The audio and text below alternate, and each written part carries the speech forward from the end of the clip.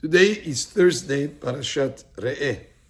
Towards the end of the parasha, we have the three festivals, the Pesach, Shavuot, and Sukkot, when Am Yisrael was to go to Yerushalayim, to Bet HaMikdash, and to bring their offerings to Bet HaMikdash.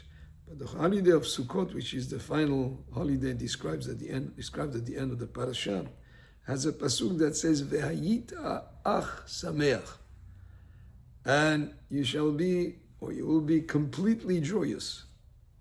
But if we take these three words, "Ve'hayita ach sameach," the last letter in the word "Vayita" is taf, last letter in ach is kaf, last letter in sameach is chet. Letter is taf, chaf, and chet. There is a similar end of the letters in the pasuk when we say "Poteach et yadecha." Poteach et yadecha. This is part of the Ashrei Shvevetecha that we say 3 times a day. And Poteach et yadecha, you open your hand. In other words, we open our hands to receive the blessings from Hashem. Hashem, Poteach et yadecha, Hashem opens his hand, umasbiach lechol haratzon, and He feeds us, He sustains us, He gives us parnasa. That pasuk also that says Poteach et yadecha is the same end of the letters. Poteach is chet, et taf, yadecha kaf. So we have these letters chet, taf, and chaf, which are associated with good parnasa. But that's connected to what? Ve'ayita ach sameach. And it's been said by our rabbis that to have good parnasa, a person has to bring joy into his life, to be joyous, to do mitzvot with joy, to go through life with mitzvah gdolah liot besimcha tamid. When a person has simcha, then there is more opportunity for the beracha of parnasa to come. If a person is upset, he's down, when he gets angry, that sort of pushes the parnasa away. So one recipe for getting good parnasa, good sustenance, success in business, is to go through life with joy, with happiness. And it says in Pirkei Avot, "Ezeu ashir asameach behelko." Who's the person who's wealthy? Is a person who's happy with what Hashem has granted him. A person who looks at what he's missing and he needs more, and if he lives in this kind of house, he needs another house. And if he has this kind of car, he wants a better car. That these things also is about the cup being half empty. You should think about it being half full and be happy with what he has. That will be a good way to bring even more parnasa and even more success to him.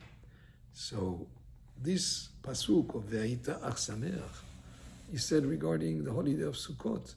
Now, Sukkot is the holiday of Simcha. It's Man Simchatenu. But Sukkot, we go into a sukkah, a hut. It's not very fancy furniture. It's not a very fancy house. Actually, the roof is leaking. Yet, this is the time when a person can really be happy. Happiness in terms of not because of the material assets that you own, but happiness because of the spiritual protection of Hashem, happiness because of our connection with Hashem, happiness because of what Hashem has granted us. And then, when you have that kind of simcha, then you're actually opening the door for more blessings. Because when there is the opposite of simcha, then it stops the blessing. So this is one idea to keep in mind from the parasha of this week. The simcha is associated with Sukkot, when really we have, in terms of where we're supposed to live, we have our meals, and some people even they sleep in the sukkah. This is when we have the least of material belongings, and where you have the most simcha. But with that, many blessings will come. And Ezeu ashir sameach behelko. Another explanation, not just a person who's happy with what he has, but if you want to be ashir, be sameach behelkecha. Be happy with what Hashem has granted you. And then another thing also that brings good parnasa, brings good success, is the idea of giving charity. Aser te'aser. If you give 10% for charity, you help people in need, you support places of Torah, then Hashem will give you more blessings. And like it's been said by one donor that was very generous, he says it just goes both ways. I shovel out and Hashem shovels in, except his shovel is greater than mine. So every time I give, it's actually, even if you do it, you don't do it because you got to get more. You do it because Hashem commanded you. But it's just a natural consequence of the more you help others, the more you use whatever Hashem has granted you to give charity, to help those in need, etc.